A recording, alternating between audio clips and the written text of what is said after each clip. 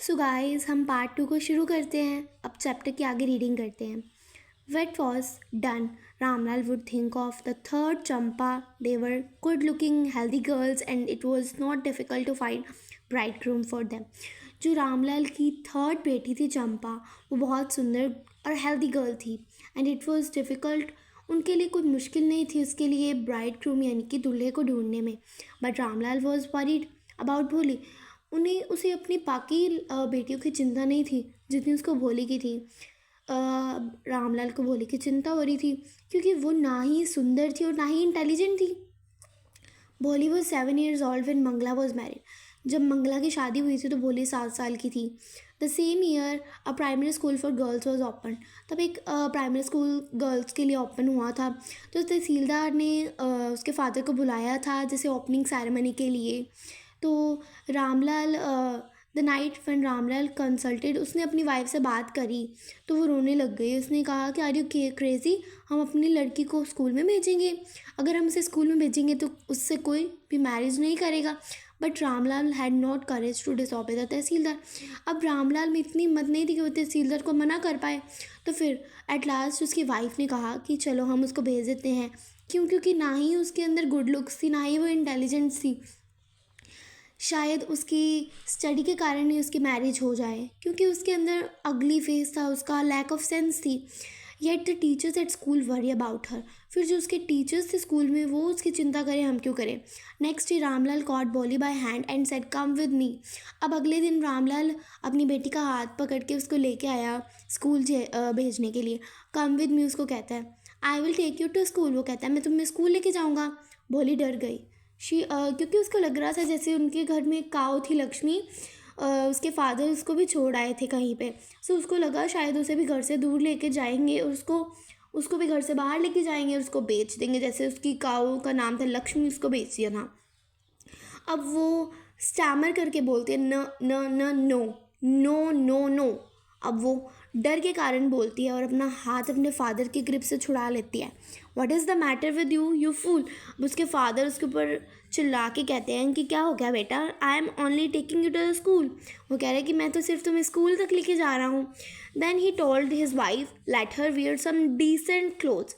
अब उसने उसकी वाइफ को कहा कि तुम उसे कुछ अच्छे से कपड़े पहनाओ ताकि school girls like think of us when they see her. मतलब उनको भी देख के अच्छा लगे कि वो रामलाल की लड़की है। अब उसके लिए नए क्लोथ बनाए नहीं जाते थे क्योंकि वो एक डिसफिगर्ड गर्ल थी, अगली गर्ल थी। जो उसकी बहनों की जो पुरानी ड्रेसेस होती थी उसको वही पहनने को मिलती थी। कोई भी उसकी जैसे केयर नहीं करता था, उसके हेयर्स या क्लोथ्स वॉश नहीं करता था। बट अब जब वो स्कूल जाने लगी थी अब उसको clean dress milli.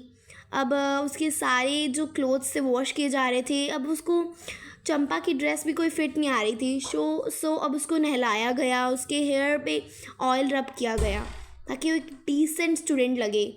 Only then she did begin to believe that she was being taken to a better place than her home.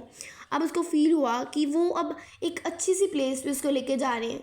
जब हमें कोई अच्छे से स्पेशल फील कराएगा तभी हमें लगेगा ना कि हमें वो कई अच्छी जगह पे लेके जा रहे हैं। When they reach the school the children were already in the classroom. जब वो स्कूल में पहुंचे तो बच्चे अपने क्लासेस में ही थे। अब रामलाल ने अपनी बेटी का हाथ हेड मिस्ट्रेस को दे दिया कि अब तुम उसके साथ जाओ। जो गर्ल थी इधर उधर देखने लगी। फियर लेडन आइज यानी कि डर भरी आंखों से देखना। There were several rooms and in each room girls like her squatted on mats. Squatted on mats यानी कि मैट्स पे बैठे हुए थे। वो बुक्स से रीड और बाकी बच्चे स्लेट्स पे लिख रहे थे। तो हेड मास्टर ने भोली को कहा कि तुम कॉर्नर में नीचे जाके बैठ जाओ। तब भोली को पता नहीं था कि स्कूल कैसा होता है। तब वो बाकी बच्चों को, बाकी गर्ल्स को देख के बहुत खुश हुई क्योंकि वो भी गर्ल्स उसकी एज की थी। तो उसने सोचा शायद वो गर्ल्स उसकी फ्रेंड्स बन जाएंगी।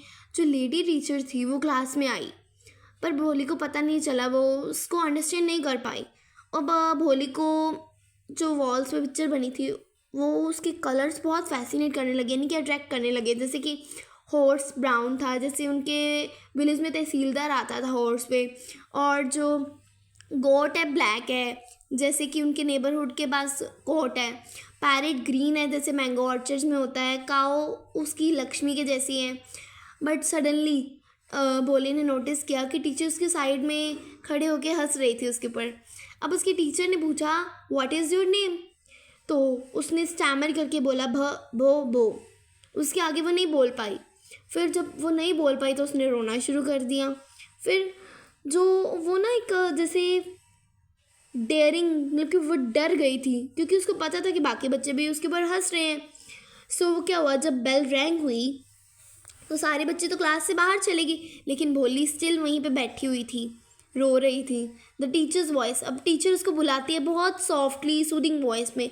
अब उसको कहती है कि गेट अप, बट टीचर ने ये कमांड नहीं दी थी, उसको फ्रेंडली वे से बोला था उसको कि Bholi get up, now tell me what's your name. अब उसकी टीचर उससे दोबारा से पूछती है मुझे अपना नाम बताओ। जब उसने उससे उसका नाम पूछा तो उसके होल बॉडी से स्वेटिंग होने लग गई, बट फिर भी उसने हिम्मत की, उसने स्टार्ट किया भ भो भो। फिर से वो स्टैमर करने लगी। उसकी टीचर ने कहा कि वेल डन वेल डन। उसकी टीचर ने उसको इनकरेज किया। तो उसने भोली ने बोलना शुरू किया भ भ भो भोली। एट लास्ट शी सेड भोली। अब उसको बहुत रिलीफ हो रहा था, और क्यों, क्योंकि उसके लिए एक ग्रेट अचीवमेंट थी ये। Well done, the teacher पैटेड her affectionately. अब उसके टीचर ने उसके सिर के ऊपर मतलब कि उसको शाबाशी देनी शुरू कर दी। अब उसका जो दिल के अंदर जो डर था ना, वो उसके बोलने से उसका निकल गया। भोली ने ऊपर देखा, मतलब कि अब जो हेड डाउन करके बैठी थी उसने ऊपर देखा।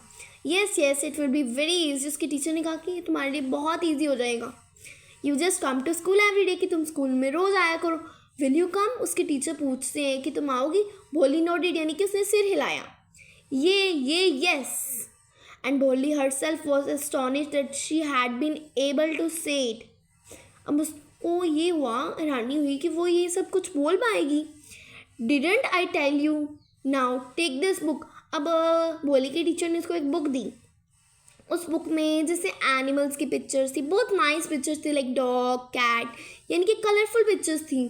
जैसे cow just like his Lakshmi, and with every picture was a word in big black letters. अब पिक्चर के साथ साथ ब्लैक लेटर्स में उसका नाम भी लिखा हुआ था। In 1 month you will be able to read this book. तो भोली की टीचर ने कहा कि 1 महीने में तुम ये बुक को रीड करना शुरू कर दोगी। Then I will give you a bigger book, तो मैं उसके बाद तुम्हें और बिग बुक दूंगी, और उसके बाद मैं तुम्हें और बिगर वन बुक दूंगी। In time you will be more learn that any one else in the village. एक टाइम आएगा जब तुम इतना ज़्यादा लर्न करने लग जाओगी जितना कि विलेज के किसी बच्चे को नहीं आता होगा। Then no one will ever be able to laugh at you, तब कोई भी तुम्हारे ऊपर हंस नहीं पाएगा, सभी तुम्हें रिस्पेक्ट देंगे, और तुम्हारे स्टैमर करने पे भी कोई तुम पे हंसेगा नहीं। बोली जब बेल रिंग हुई तो उसे लगा जैसे कि मंदिर में जो बेल रिंग होती हैं वैसी हो। उसके स्कूल के सामने कुछ ट्रीज थे जिनके ऊपर रेड कलर के फ्लावर्स थे। Her heart was throbbing with a new hope and new life. Throbbing यानी कि बीट कर रहा था, जैसे कि हार्ट बीट होती है ना, धक धक कर रहा था, नई लाइफ जैसे उसको मिल गई हो। दस द ईयर पास्ट, बहुत साल बीत गए, कुछ साल बीते। The village become a small town, जो विलेज था वो एक स्मॉल टाउन बन गया। जो प्राइमरी स्कूल था वो हाई स्कूल में कन्वर्ट हो गया। वहाँ पे एक cinema under a tin shed and a cotton ginning mill वो बन गई थी। The mail train begin to stop at the railway station. अब मेल ट्रेन जो थी रेलवे स्टेशन पे रुकना शुरू कर दिया था उसने। One night after dinner Ramlal said to his wife, then shall I accept Bishambar's proposal. अब उसके फादर जो हैं उसकी वाइफ को कहते हैं कि हम क्या बिशंबर का प्रपोजल एक्सेप्ट कर लें। येस सर्टेनली, उसकी वाइफ कहती है येस। बोली बहुत लकी है कि सच इतना अच्छा मतलब कि ब्राइड ग्रूम, यानी कि उसको इतना बड़ा अच्छा दूल्हा मिलेगा। उसके पास एक बिग शॉप है, हाउस उसका अपना है।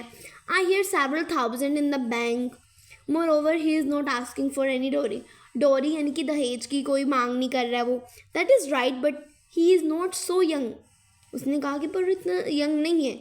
You know almost the same age as I am, and he also limps. Moreover the children from his first wife are quite grown up. मतलब कि उसकी पहली शादी हो चुकी है, जिसके बच्चे भी हैं उसके। So what does it matter. तो वो कहते हैं कि इसका क्या मतलब है। उसकी वाइफ कहती है 45 और 50, it is no great age for a man. 45 और 50 कोई एज नहीं होती है मैन के लिए. We are lucky that he is from another village and